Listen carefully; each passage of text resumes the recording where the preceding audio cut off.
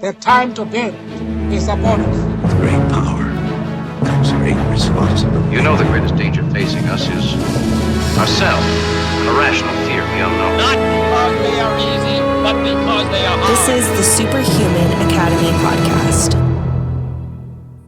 Okay. Hey Dan, I started the recording, so we can talk freely and we can continue the brief conversation we just started if you'd like. Yeah, tell me, you said that you're feeling sad and was it excited at the same time? Yeah, sad. Yes, we had a loss in the family very recently, which I'm still, uh, still it's still fresh, but I'm excited to talk to you, and I I look forward to this conversation because I remember very clearly our last conversation, and you have multiple, I'm sure many, but at least two very key experiences of um, pretty extreme life upending, and you recovered from both of them. And so I think that sort of message would be helpful for me right now. Whether it's helpful for anyone else, I'm sure it will be, but that's something that I'd like to hear more about. Yeah, no, I appreciate it. And first off, my condolences to you. Whenever we lose somebody, I try and turn it into a celebration of their life because the Sure. sadness and pain we feel is the fact that they're no longer here. And yet the time we spent with them is so dynamic in the memories we have that that sadness hopefully will turn to smiles and celebration. Yeah, It's the- I agree. So would you mind at least giving me a refresher on, because I remembered, I've thought about it multiple times. The second one with the gate really stuck in my head. I kind of forgot the first one, but if Yeah. you wouldn't mind kind of sharing those stories again, and then we can go from there. Sure, absolutely. If I go back to even earlier on, I grew up as obviously we all grew up as kids, and wanted to be a professional soccer player. That was my whole dream back in Okay. England. I was Mhm. able to go quite a long way, and then suddenly I had this transition in life, which is fascinating and brilliant because all of us are born superhuman.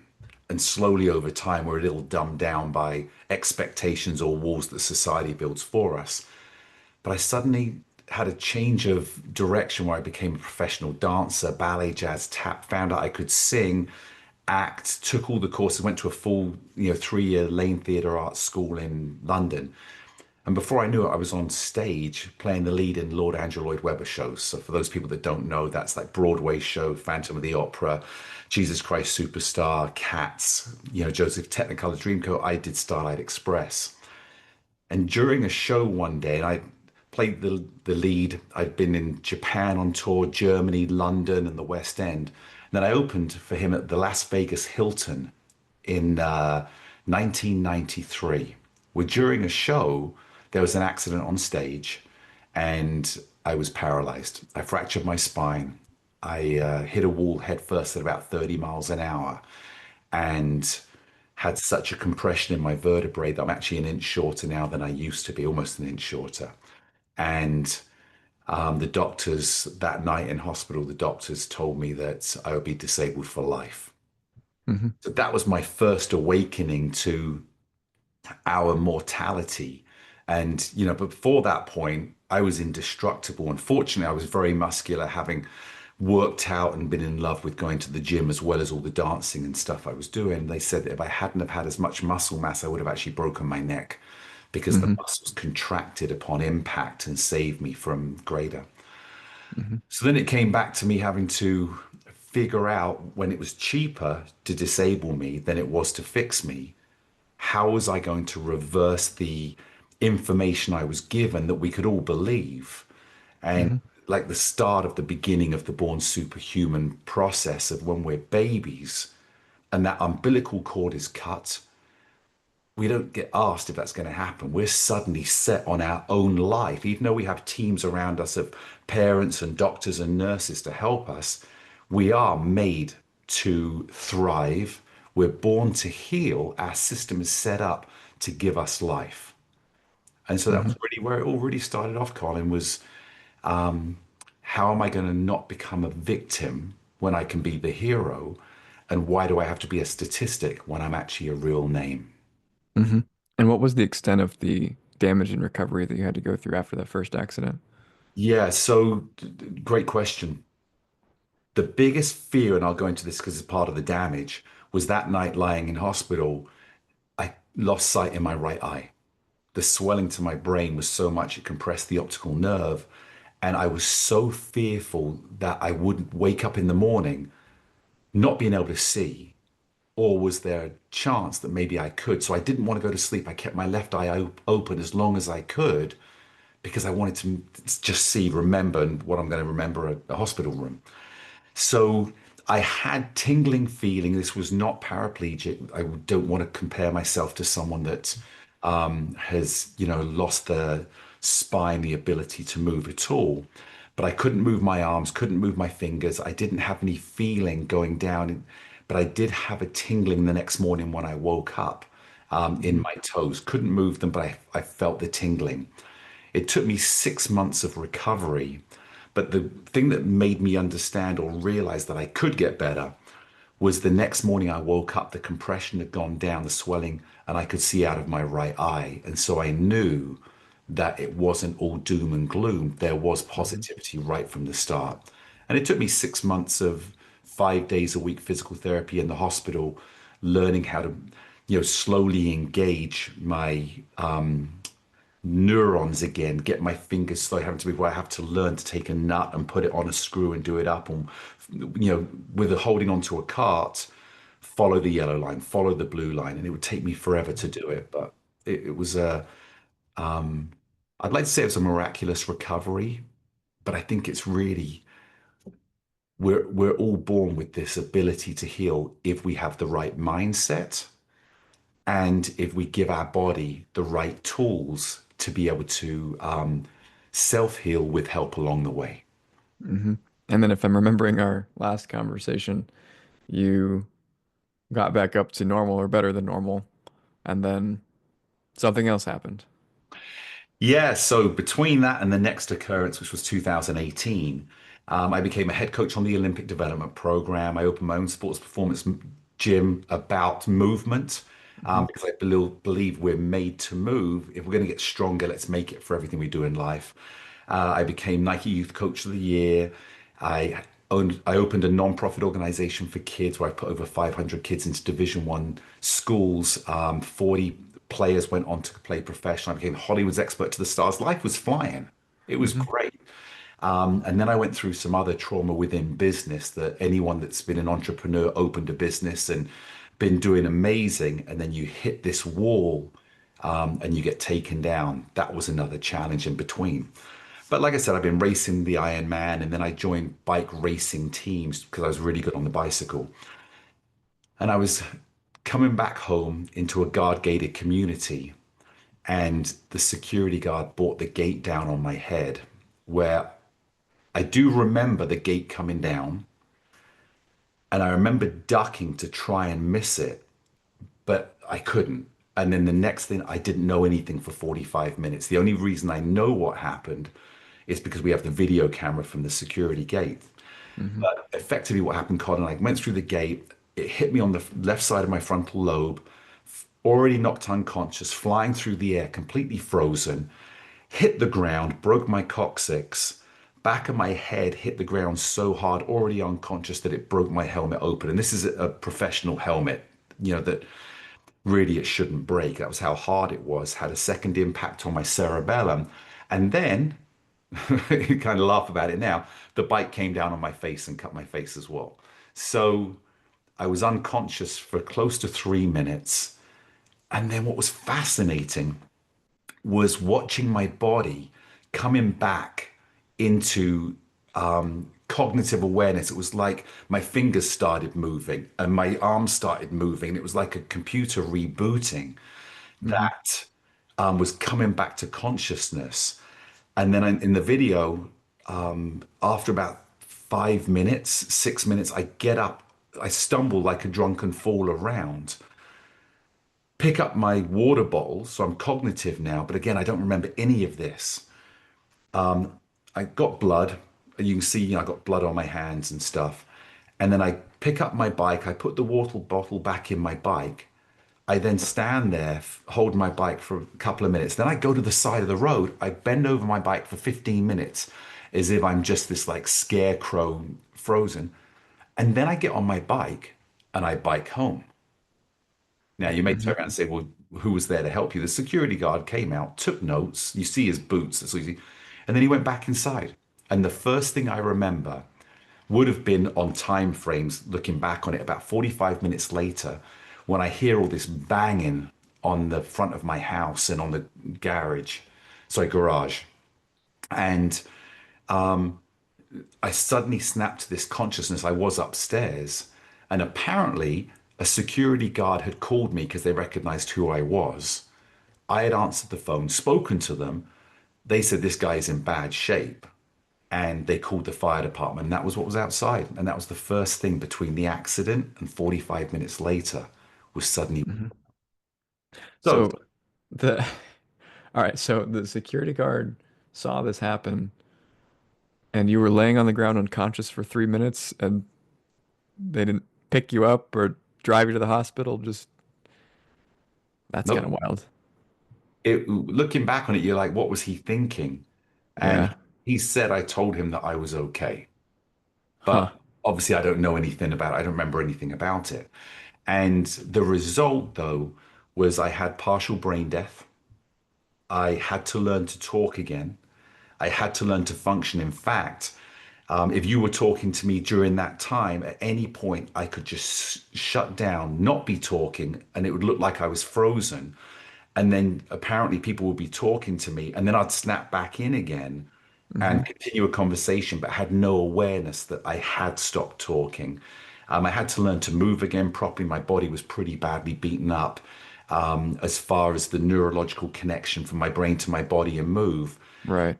And at that time, I was still coaching soccer as well. And that was pretty, I think, tough on my players because I then went into PTSD, I went into depression, I started putting on weight, and I've always been very healthy and fitness oriented. Hmm. Nobody was able to help me. They just wanted to give me some drugs and say, this is what's going to happen. You're going to live this way. Weird question, but I know a couple things about the brain, so I'm interested. You said some damage to the cerebellum, but based on what you said, it sounds like there must have been damage in other areas too. Do you know what those areas were? I'm just curious. Yeah, so the frontal lobe for sure, where I hit on Right. the Okay. left side, had major Left damage. side. Yeah. Yeah. And I would say that the auditory connections through within the brain, again, I would go back to swelling when they looked at the white matter in my brain and where there were issues going on. It was, I believe, from the rear hip because it was more in the occipital kind of area Hmm. of here as well. So when it came back to cognitive, we don't know whether it was because of swelling. We don't know if it was because of an impact or whether it was just the ability of the brain to think through the frontal lobe what I was even trying to say. And that caused the pause. Yeah. It sounds like the left side of your brain has taken a beating both times because you said you lost vision in the right side last time, so that would be a Yeah. left brain issue as well. So that's that's brutal. That's wild. I can't even imagine. So you recovered obviously from this as well. What did that process look like? So that was a really slow process. There weren't a lot of people. We were going through COVID at the time. By the time I really became back invested into my own health and deciding I had to overcome the depression and start trying to get fit again. And look, we go through depression eating. It wasn't just that I wasn't exercising, I Hmm. was just trying to fill my time. But I was talking to a doctor who was really help. My mother's a doctor; she's a psychotherapist, and so I would talk with her, and she knew a lot about the brain. Hmm. And I decided I was going to delve into the brain. That became my passion because I believe we have two forces in life. We have the life force and our power force. Our life force is our heart. If we're not producing and generating oxygen and blood flow carrying oxygen around our body, we won't be alive. We know between 5 and 15 minutes of no oxygen, we're going to have brain death and continue probably on to fatality. But the other power and force that we have is our brain. So I believe the brain is the ultimate power that we have. So I decided to go and start investigating the brain. There's so many things that I discovered along the way, from not just studying the physiological side and the biological side of the brain, but looking at mindset and how mindset is the driver of brain function. Because the brain can only do, outside of the autonomic system, the brain can only do what we tell it to do, which is why so many times if the doctor says, oh, you've got cancer, and again, stepping on what you've just gone through, I don't want to personalize anything. No, go ahead. It's fine. But if you believe that you're going to die, you will, because the brain would turn around. If we look at the dynamics of people that have turned around and said they fought back, they believed they could live, they believed they survived, they become what we term as a miracle. And yet we see them all the time. I believe we have a miracle inside, all of us, that just needs to be unleashed. Now, it doesn't mean to say we ignore doctors. It doesn't mean to say we don't take in education. But I had one doctor, Dr. Chris Landon, and my mother, Dr. Albert Ford, who really educated me on how the energy of the brain has to be conserved and not to overwork the brain. For example, if we're just talking naturally, my brain doesn't have to use more oxygen than it does than if I was doing math in my head. So he said, Dan, if something Right. comes up, 12 something, and suddenly we're using more oxygen, you're draining the energy which the brain needs to heal. Something even more fascinating that I came across. As I said, mindset for me, I have the 7 pillars now that I created of natural health, and they shouldn't cost anything. Nothing should cost for health if we're doing the right things. We don't need all the extras thrown in, but it's good to supplement and help support when we know what our system's missing. But I started looking at relationships. And have you ever seen on Colin on YouTube where they talk about taking 2 seeds exactly the same, putting them in a pot of exactly the same soil, but 2 separate pots, and then they put them in exactly the same sunlight. They water them exactly the same, and one you put love on, and one you put hate. And you get, No, I've never seen this. it's fascinating. They do it with water. You'll look at the cellular makeup of water. They'll do it with rice, and you'll see the one that you give love to, which is frequency, it's energy, always thrives and stays pure. They just put a label on it, like Yep. they But write it on a piece of paper or something like that. they'll stick it on the vase that they put it in, or the Yeah. pot. Okay. And then the one, when they water it, they'll talk love to it. Oh, okay. And the other one, when they're in there, it's got the word in it, and they will chastise it. And there's lots of videos on YouTube about this happening. But again, like I said, Interesting. scientifically with water and crystallization and stuff. So when I started looking at that, I then started looking at relationships we have with people. And have you ever had a relationship, Colin, where somebody adored you? And it may be when you were young and you just weren't into them. Maybe I'd have to think about it. Yeah. Have you ever I, had? I tend to appreciate and love people, so That's awesome. there's probably Have, not too many times where it's gone that direction. have you ever had it though, where maybe you really liked somebody and then you gave more your attention and they didn't give you the love back? Oh, sure, that's happened. And what happened in that situation? What happened to the relationship? Man, I'd have to think of an instance, but I mean, it died Right. ultimately. Which comes back to what I started looking at my own body. Everybody listening will have had something, a problem, a struggle with their body at some point. And we turn around and look, every relationship that we give love to, that gives us love back, will flourish. Every relationship where it's one-sided, it's impossible to work, and eventually it will diminish. So I started looking at my brain and going, instead of seeing my brain as a problem, I'll see my brain as a miracle and a success story happening. So when I go to bed at night, I would turn around and say, all right, Dan, get out of the way. Brain, you know what to do. Go to work. I give you full permission to do everything that you need to do so that we can heal. Hmm. Now, if I asked you one thing, Colin, what in life, if I said to you, what do you love? Tell me something that you love. My wife. Your wife. Okay. The relationship, the more love you give to her or the maximum that you continue to do, that relationship will grow.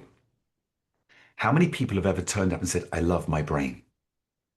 Or I love my heart? Not from I love the way I love, but I love my physical heart. I love my physical brain. So before I go to sleep every night, I put my hand on my head because I wanted to be able to feel, and I actually can with the heat from my hand, feel it touching my brain. I feel that connection. I'd Hmm. close my eyes and go, I love my brain. I love my brain. And it became where I had a love for myself. We're taught, don't love yourself. It's, it's weird or it's selfish, but self-love is critical for Hmm. us to flourish in any aspect. We're not talking about egotistical, narcissistic. We're talking about genuine love. As I started to do that, and I would say I love my heart because I wanted that heart to feed the brain the oxygen that would get stronger. When we look at every study with what you give love to, instead of rejecting it, it will flourish. My brain started to heal so quickly. I became smarter than I was before. So now if someone has a bad knee, instead of, oh, I can't stand my knee, and you're rejecting it, that's no different than the love connection because it wants to heal. Your knee wants to heal. But if you start rejecting it and saying, I can't stand my knee, the brain then Hmm. says, I'm going to separate it because it's a problem and we'll Hmm. focus on other areas. So whatever you give, if you have a knee issue or back issue, it will never get worse than turning around and saying, I love my back. It's going to get better if I give it the love, but it certainly won't get worse. Yeah, it's a really interesting concept. When you say you put your hand to your forehead to feel that connection, you mentioned something about heat, and I was just curious, like, what specifically were you talking about with the heat? Do you actually m notice changes with that, or was that just a you feel that your Yeah. forehead's warm? No, it was actually, I'd actually feel, and we know that the brain has no feeling, right? When they do brain surgery, Right, there's no you, when pain. there's no Yeah. there. But I could actually feel the warmth between my hand and my brain. So whether it's a psychological connection, which Hmm. brought us closer, and you, if I could liken it, and I haven't thought of this before, but if you liken it to someone that's in jail, and we've seen it in the movies and emotional Talking where about this thing? there Yeah. you go, the There it hands is. on there, even though there's a barrier between, there's a connection at that moment. Yeah, I see. Okay. And so that's where the more we focus on something, the more we're able to achieve. And so Hmm. by spending the time, not just going, okay, I'm just going to go through the motions, but this is not just important to me. This is life threatening, life changing. I'm willing to invest in myself more than anybody else would. And if you're not willing to invest in yourself, you're relying on somebody else that doesn't have the same investment into you. Yeah. That makes a lot of sense. So the love practice, you before bed every night, you are showing intentional love to your brain, your body. Are, how do are there extensions to that practice? Do you take that to other areas as well? When you say other areas, are you talking within my life or are you talking within me physically? Both. Yeah, absolutely. So I think there's a self-awareness of how we behave. I call it the hello, but it's HLOE, which stands for the highest level of excellence. So we always know when we're performing at our best or communicating at our best, or the easiest way to say it, are we really letting down who we really are? Hmm. Because I've done that. I was in a conversation this morning on the phone with a company that was, let's just say, manipulating a situation to get more money. I know I could have handled it better, but during the conversation, I realized that I was stepping into an aggressive approach and went, hang on, this isn't what I'm going to, or how I'm going to get the result. I have to become more open to communication than forcing my point of view. And I believe that's the same in everything. If we live by our highest level of excellence and don't make excuses for how we behave, well, I had the right to do it. They're trying to take something away from me. I'm defending myself. but what's the end result we want? So if I want to be healthier, if I want to be happier, if I want to be more successful in my business, in my relationships, or just in my hobbies, I have to love the process. I have to understand, am I performing at my highest, or am I doing just the minimum or less than the maximum, but expecting the highest level of results? Hmm. And In when that phone call, sorry, I don't mean to interrupt, but in that phone call this morning, so you were the word I might use would be like you're out of alignment, something like that. Um, would you apply that same practice that you apply to loving your brain to loving the other person, loving the conversation, loving yourself in the conversation? Would you go through that process, or am I extrapolating too far here? no, it's a great question again. I think I would start the question you have in a slightly different vein. Okay. We become our environment, and we know that they say that we become the sum of the five people we spend the most time with. This is one of the concepts that's out there. We spend time with really intelligent person and a really not so intelligent person, and that's all relative, right? We'll become the medium of the two. We don't want to be the smartest person in the room. It's better to be number five and raise than it is to come down. But we do become our environment over time. Well, I go back and say the most important environment to be in starts inside yourself. Mm-hmm. So once you develop and know who you are, you develop your character, you know what your hard stops are, you know what your no-goes are, the non-negotiables. It doesn't mean to say I have to be rude to someone. It turns around and says I have to extract myself from that situation if it's not serving me. Now, I still have to leave with integrity, with class and quality in the way that I handle myself. So if I saw that person again in the street, they wouldn't go, that guy's an ass. They wouldn't turn around and go, oh, you don't want to be friends with him. We may not agree, but I still have respect for them. I see. And is that a different process from the love process? I think the love process was the beginning of my understanding of the power of the brain I and see. seeing the results. And I've been fortunate enough to train, 70,000 people roughly Hmm. for brain to body connection or brain or mindset. And so what happens is as we build neural pathways, and you'll know all about this, it becomes our subconscious reaction that we don't have to consciously think about it. It's the way we behave. And then if we do step outside of our subconscious, we become conscious of it. And at that point of consciousness, do we say, is this what I want? But until we train the subconscious to have its regular flow, we're not going to be able to maintain without thought who we want to be. So now, Train the subconscious to have its regular flow. Can you elaborate on that a little bit? yeah. So say your natural reaction, and I'll just use a generic. I'll use myself. Say my girlfriend turns around and says, "Hey Dan, you didn't put the bike in the garage again." Hmm. If I take that as a negative and hear it as a negative, I can react, for example, and say, "Well, it's not doing there's no problem with leaving it here, is it? It's not in the way." That becomes my reaction, which may have happened when she first moved in and I'm used to my own lifestyle. Then over time, I realize I'm not wrong, she's not wrong, but what's the effect of her question to me reacting the way that I am instead of saying, hey, is it okay if I leave it here for 10 more minutes? Or, you know what, you're right, I'll put it in the garage. Or, I don't want to put it in the garage, but I do because I know it makes her happy. Once I become conscious of my decision and then I get into the complete regularity of reacting, thinking of what she's saying, why, what's my reaction, I will handle it in a calm way instead of inflaming or setting off some sort of neuron reaction of anger, negativity. The more I do it, the more it becomes my norm until it becomes my consistent. And then Got if I snap one day and turn around, and again, I'm making this stuff up, but if I it. snap one day, I'm now aware, hang on a minute, because it wasn't my norm to Yeah, snap, I see.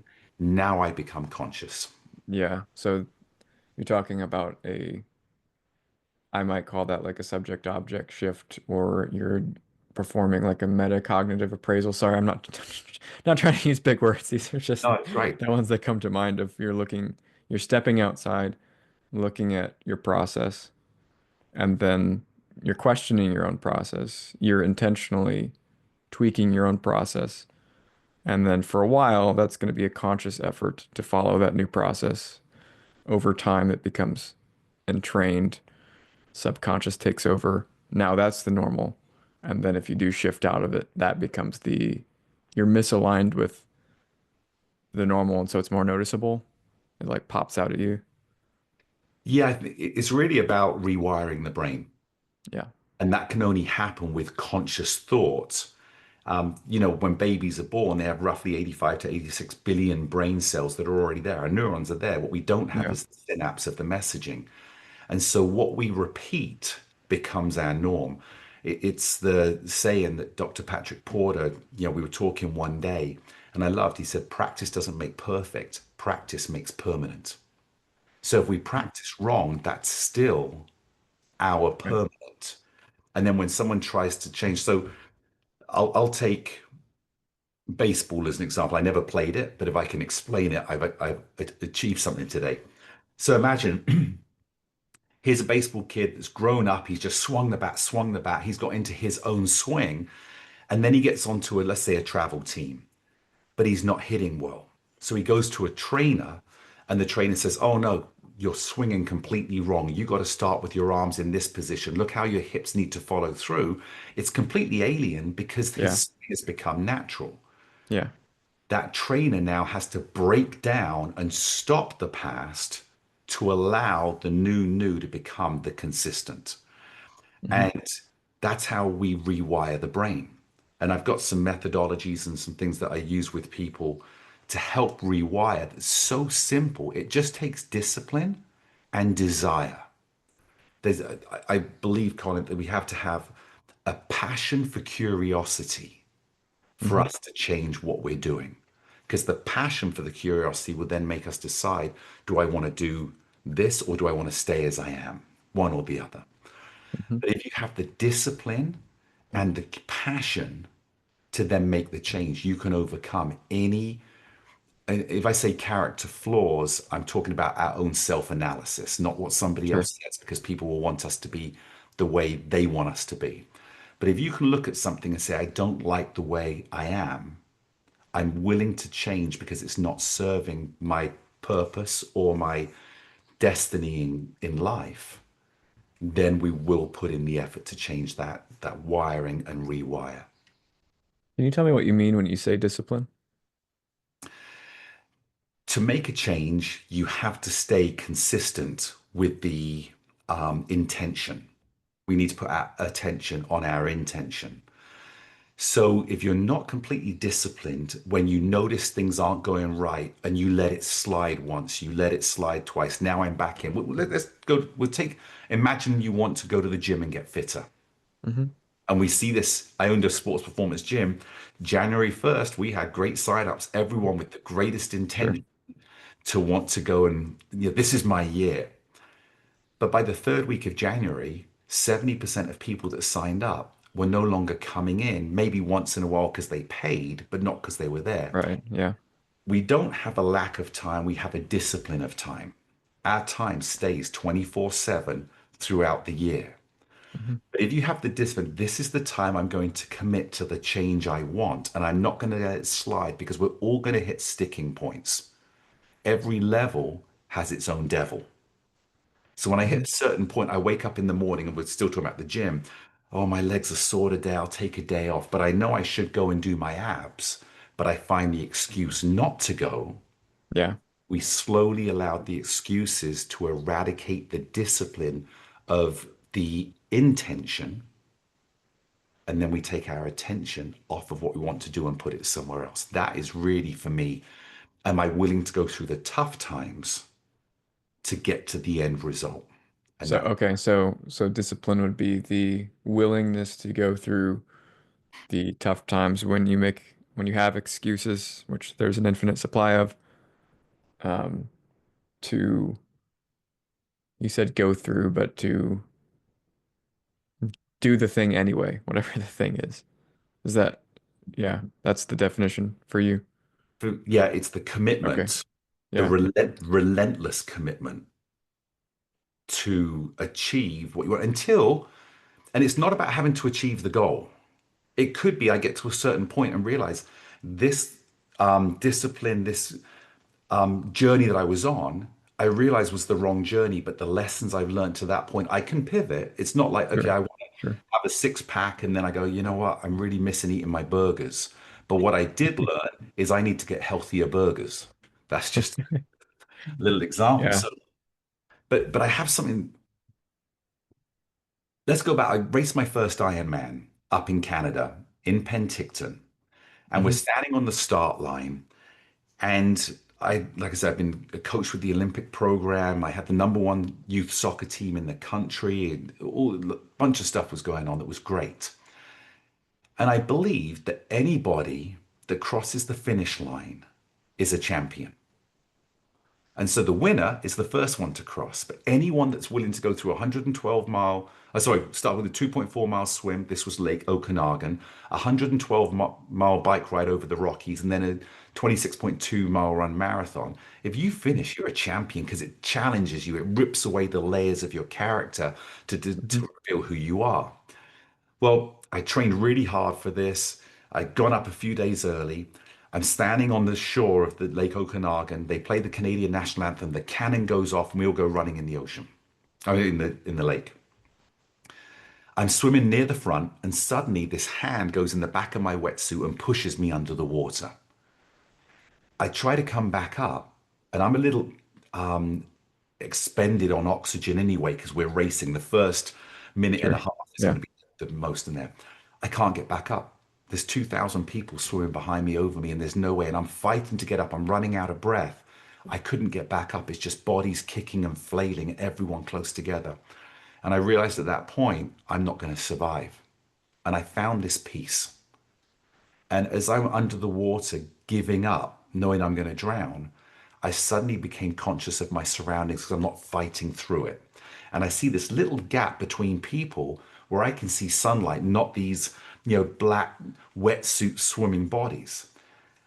I calmly go there.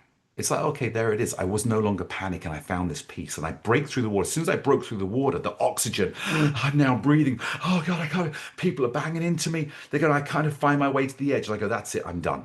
I can't swim. I'm out.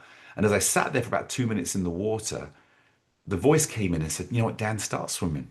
Just start. You spent all this money. You've done all this training. You've got this goal. You got this mission. Just start one stroke at a time. I ended up jumping on people's feet. In other words, drafting. You can draft off of water the same as you do on a bike. Hmm. Passing people. I had an incredible swim. Got out. I got the photographs, the biggest smile of me getting out the water. I get on the bike. I bike the Rockies, 112 miles. I'd never run a marathon in my life because I'd had a collapsed arch during my training. I get on the run. I have a great run. I cross the finish line. But a mile before I did, this guy next to me collapsed. His whole body just seized up, had these massive cramps. I didn't want to stop and help him because I didn't know what would happen to my body. So I'm shouting to the crowd, help him. And people came running out and they're trying to hold him up. And I kept going. 30% of people that cross the finish line, roughly in an Ironman, will go to the medical tent. But along the way, people didn't finish the swim. People crashed on their bike. Remember seeing someone with the helmet off and blood coming out of their head, people that had crashed, their legs all mangled. And when I crossed the finishing line, I felt so great. I stayed until the last person crossed. I helped people go to the medical tent. At the end of the night, I got back on my bike and I biked back to the hotel. The next day, I got up and I biked. I felt incredible. Hmm. But looking back on it, and this is going a long story back to the point, it's not whoever crosses the finishing line's a champion.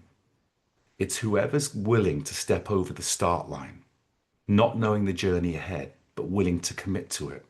For me, that's a champion because those people that crashed were no less than me. Those people that cramped up and couldn't finish, they were no less than me. We just had different days. But those people will still be back. They'll still take a lesson from that because we can't lose as long as we learn. And what was it about us? So when I go back to commitment, when I go back to discipline, dedication, passion, it's not about crossing a finishing line. It's about stepping on that start line and saying, I will give everything I've got to achieve the goal I'm aiming for until that goal changes or I cross it and those lessons will become my next journey. I have a really difficult question for you. Or really, it's difficult for me. So we'll see. Maybe it's not for you. But as a coach, I've worked with a lot of different people, and the most difficult cases are the ones where it seems as though the person has reached out of a sense of obligation, usually to somebody else. Um, and I still would like to be able to help somebody like that. And I have had some success, but typically they kind of reach out the first time they've checked the box of whatever obligation that they had, and then they disappear, right? Right. Or and I feel bad, not for myself. I just feel kind of sad, sad for them, knowing that um, I can just see that they're stuck and they're just treading water and they're just staying there, or they're actively sinking and they're not really reaching out. And maybe the answer is that there's those sayings of like you can lead a horse to water, but you can't get them to drink. And there's, the in order to heal, people first have to accept that they have a problem. And I've heard all of these things, and maybe they're true, but I'm kind of curious about your perspective. Do you have a process, or do you think it's possible to help people who are not yet in the position of willingness to help themselves? Yeah, that's a deep question because everyone's unique and what may work for one may not work for the other. I'll tell you a story. I was out doing a keynote speaking event out in Dallas, and a mother came up to me afterwards and said, I want you to meet my son. I'm so sure, what's going on? She goes, well, I'd like to bring him here tomorrow. He wants to be an NBA basketball player, but he's given up. And I was like, I'd love to meet him. So the next day, the kid comes in, Connor. He's 7'4". Mhm. He's got so many attributes. He moves great. But because nobody believed in him, he no longer believed in himself. In other words, coaches used him for his height. They didn't develop his talent. And when he wanted to go to the next level, he didn't have the foundation to go. So when I worked with him, and the great news is he should be going pro in a year now, which is great. But I had to tap into why. Why does he want to go pro, or why does he want to not go anymore? And I had to have him have the revelation. I couldn't tell him what I felt. So it took probably 5 or 6 meetings before he could finally admit that he was scared, that he felt so much pressure from everyone to go pro because he's 7'4". He walks down the street and everyone goes, he's a basketball player. Who do you play for? And the pressure was stopping him from taking action. And it was easier because when we first spoke, he goes, no, I don't want to play basketball anymore. And I said, if you don't want to play, that's great. There's no judgment. But if you don't want to play because it's over and you're excited about something else, go that way. But do you think that you will regret in years to come that you made a decision out of emotion and pressure and fear than you did out of what you really wanted? And once I started going into that, it was there. Now, going back to your point, we have to engage into why did they reach out and what's the stop and block. And I have to accept it's just not the time yet. If they don't want to engage, they haven't met that point of need versus want. So if I want to get better, but I'm not, again, we'll go back to investment, but yeah, I don't want to do the work. That's fine because the magic we seek is in the work we avoid. But Mhm. when you change the want to need and you find out the reason for the need, and there's many different reasons for need. It could be because I want to help someone else. I need to achieve this because I can help my mother. I need to achieve this because I don't want to live without it. All these different things. Then people will commit. So the beautiful thing, and I call it planting the seed. When they call you, Colin, and say, I need help. I want your coaching. You're brilliant. I've seen what you've done for other people. And you sit there and you have that first meeting with them and you plant the seed. Sometimes we have to wait for the seed to begin to sprout before the messaging really aligns with the person, because you're talking to them will have them thinking, and you may not realize that 2 years down the road, it finally comes to fruition. They don't even reach out to you maybe again, but they suddenly go, I see what I want. And that's not our journey. And so letting go is also part, once you've tried, to realize it's just not the right time, and they'd be miserable going through it anyway. Yeah, I have had experiences like that, but I'm always curious to hear what people have, what success, if any, people have had with people who have come out of obligation and not out of their own desire to make a change, and what's worked, what's not worked, if Do, anything. well, I think we see this a lot with therapists, right? Yeah, Where a relationship isn't working. And so out of obligation, one partner goes to the therapist, but they don't really want to go. right. Yeah. And unless the therapist can engage that person very quickly as to why and not tell them, have them realize, I don't want to lose my partner. Okay, I'm willing to go through this with a positive and realize this can help. But most of the time, unless both want to go, it doesn't really work out It kind of because, goes back to your two-way love thing that you were yeah, talking about at the beginning. absolutely. It's all interconnected. And for me, life is all about relationships, but we have to know the relationship with ourselves, because that becomes the only thing that we're unique and best at. Colin, no one will be a better Colin than you. It's impossible as long as you tap into yourself. Take that, all the other Collins out there. Well, they're also their best. But I look at it and say, in life, I think we're the only species or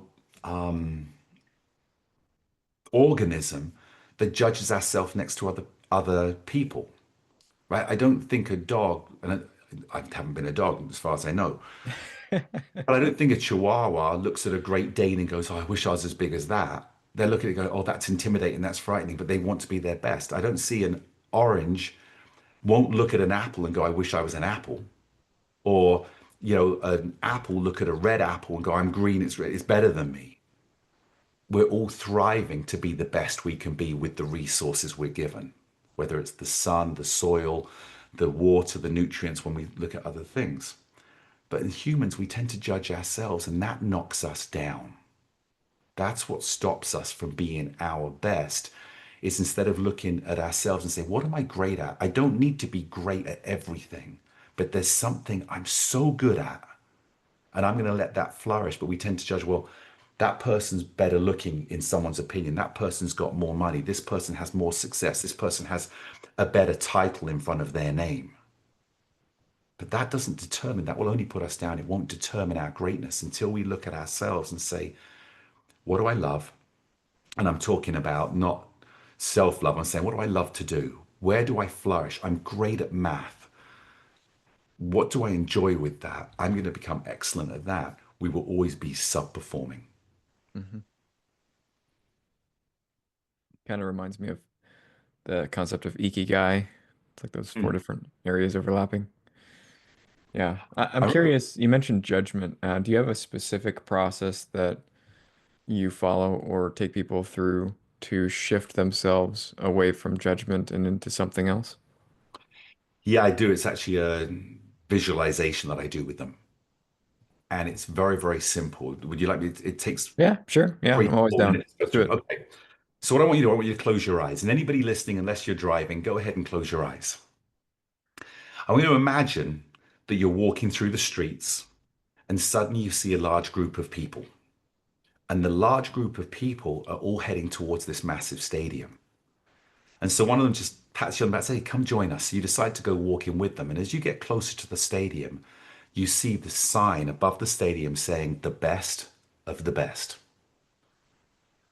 You look around, there's more and more people going. The gates are opening up. You walk in and you find yourself on the field, this beautiful green, lush grass. The noise becomes deafening. There's so many people in there, and you see a counter up on the scoreboard counting everyone that's coming in. It's going 1 million, 2 million, 5 million, 10 million, 100 million. And finally, the counter stops at 300 million people. This stadium is immense. There's many people in there, almost as the whole population of the United States of America. And here you are on the center circle, and suddenly a stage comes up in front of you. Beautiful stage. It's empty. But from within the center, a man emerges. He says, ladies and gentlemen, thank you so much for being here today. We are here to decide who is the best of the best. And you start looking around left and right. You see people of all different colors, all different sizes, all different abilities and heights. Some beautiful people in your mind. Oh, that must be a supermodel. You look at somebody else, go, oh, they're not going to win. They're not so good. And everyone's now gone quiet. He says out loud, I'm going to point to one of you, and I want you to come and join me on stage. Now everyone starts talking. They're looking around. Who's it going to be? You're looking up in the stands inside, up in the nosebleed section. Everyone's there waiting in anticipation. And the man takes up his hand. He points his finger right at you. Well, there's a lot of people around you. So do you know he's pointing at you, or maybe he's pointing at somebody else? You start looking around, looking left and right. I'm not sure. And they begin to part a path through the people, and he's pointing right at you. He says, Collin, come join me. At that point, how do you feel? Are you elated? Are you excited? Do you feel embarrassed? Has he made a mistake? Why me? Out of 300 million people, he's picked me. And everyone's now cheering and chanting, Collin, Collin, Collin. He puts down his hand, he helps you up on the stage, and he puts you on this little pedestal that begins to rise up safely. And you're now above everybody standing there. They're all chanting your name. How do you feel? Do you feel worthy? Do you think still that maybe there's a mistake? You weren't even meant to be on this journey. And suddenly, because of one person, you've now been put into this position. Go ahead and open your eyes. When you were conceived, there were roughly 300 million sperm. The weak fell away very quickly. Some tried to make the journey, they weren't strong enough. When you got close to the egg, there were a few great ones still there, and they're fighting for that egg. And then at one point, the best of the best made you. Within that DNA, at that moment of conception, when the sperm impregnated the egg, and you see that burst of light that comes in, at the moment of conception, you were made of the best of the best. You then went through your development within the womb. And at the moment of birth, and you now emerged into the world, you didn't have everything. You didn't have oxygen at that point that you were self-sufficient on within your body. You were relying on your mother. The doctor didn't look at you and go, are you ready, Collin? We're going to cut the umbilical cord. Let me know when you're ready. They just snipped. And suddenly you're either whisked away by a team, or you're given to your mother after being cleaned off, which is part of your team. But you automatically took that first deep breath. And we know the first deep breath of a baby is painful. They'll go, and then it goes, that's pain. We suddenly recognize pain. And you'll notice that a baby will start to take shallower, quicker breaths. The system is already recognizing pain and go, because it doesn't want to experience the pain, but it's now felt oxygen, and our autonomic system kicks in. Now, I'm not saying we don't need help. I'm not saying that there aren't doctors that go in there and say, there's a little bit of a problem, let's take them to the ICU, whichever it is. But you take on your own life. You were made of the best of the best.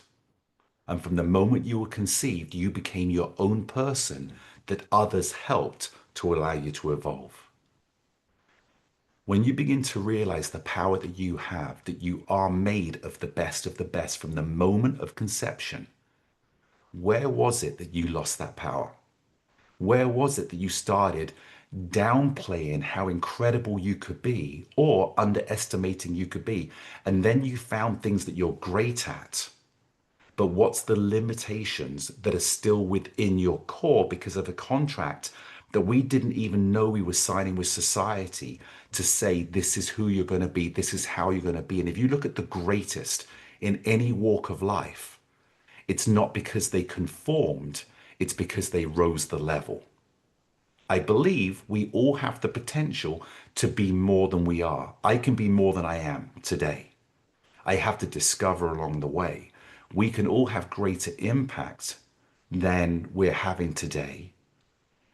The sky is not the limit, but how we handle what comes at us and what we allow of ourselves to be our true authentic self will determine the path we take in life.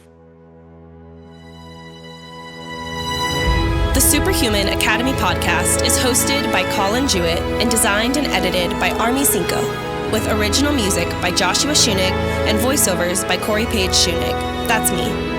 You can find past episodes and resources, as well as access to the ever-growing SuperHuman Academy community at superhumanacademy.com. If you like the show, don't forget to subscribe and leave us a review on your podcast platform of choice.